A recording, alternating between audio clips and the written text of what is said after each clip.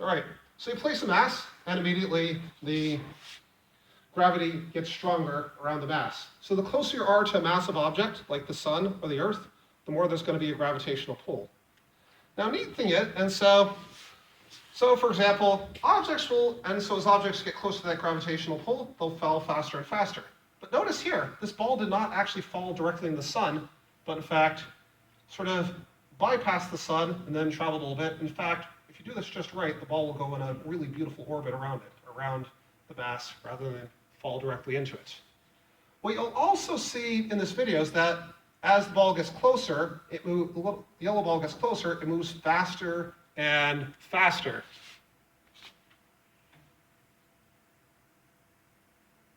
And it would keep moving like this in perpetuity if it weren't for all the drag that's on here, but there we go. It doesn't take that much of a kick to overcome the drag, but yeah. Sometimes it does crash into the sun and burns up. Ah, it burns! It burns! Right. So, density. Let's take a look at density now. So for example, you have something more dense.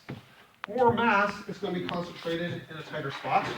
So now compare what happens. Notice how now we have a much stronger gravitational pull because we have something much denser at the center of our system. Notice the ball moves a lot faster as it spirals inward. It's going to... There we go. And don't worry, you'll get a chance to interact with this. This video will be posted onto my YouTube channel by the end of today.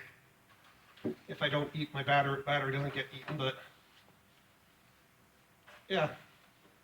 Denser. So more massive objects are going to have a stronger gravitational pull. And notice that the fabric is kind of curved, and the curve is steeper. So the fabric is a lot steeper as you get close to this mass than it is away from the mass.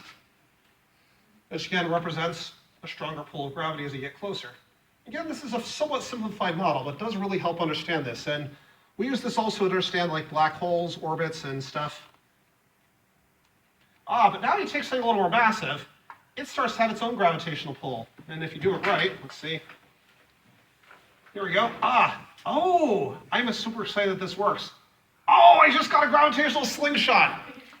I've never got that before. On film. So like, for example, if I hold this baseball down here and kind of, it will actually act as, I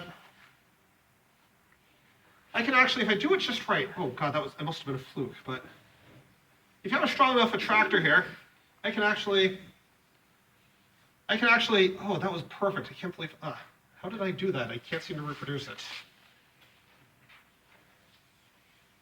That means you can't publish the video. Right, I can publish the video, but I can't publish it as a fully vetted scientific thing. Again, we're dealing with a simplified model, but I'm glad people emphasize that, yes. So right, so example, if I push that, if this has a strong gravitational pull, even though it's not as strong as the rock at the center, the sun, it can actually have light objects in orbit around it rather than in orbit around the ball at the center. So this kind of explains why we have the moon orbiting us while we orbit the sun. So next thing I'm going to show here is a little bit of a story about the formation of the solar system. And then we'll walk around the room, we'll have some fun. Wow, by the way, this class we're about 15 minutes ahead of any other class I've been teaching this lecture to, so this is awesome. All right, now we're going to hold it up again. I need another set of hands to hold this in place. Nice. So now we're going to talk a little bit about nebular theory. This is where it gets fun. Keep that balance. So to know the Earth, we need to look at this. In fact, that's what I'm going to do. Is I'm going to start with a supernova. So supernova, and I'll write this all down. It's just kind of hard to demo it and write it down at the same time. So supernovas, these are really freaking huge stars. Very massive, lots and lots of material in them. These things make our sun look like a little pea. Some of them do. Arcturus is pretty darn huge.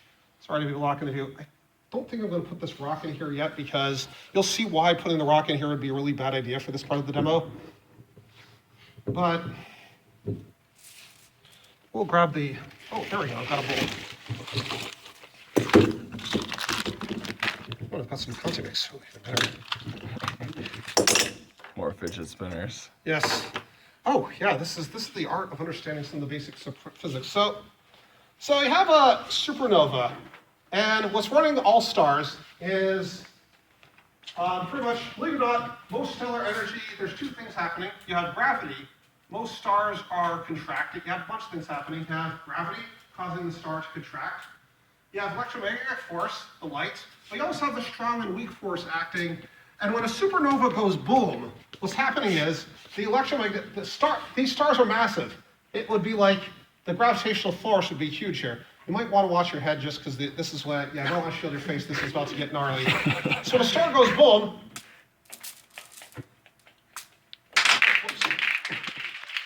a lot of stuff flies everywhere. It sends stuff, the electromagnetic forces that result from the radioactive decay send stuff flying everywhere.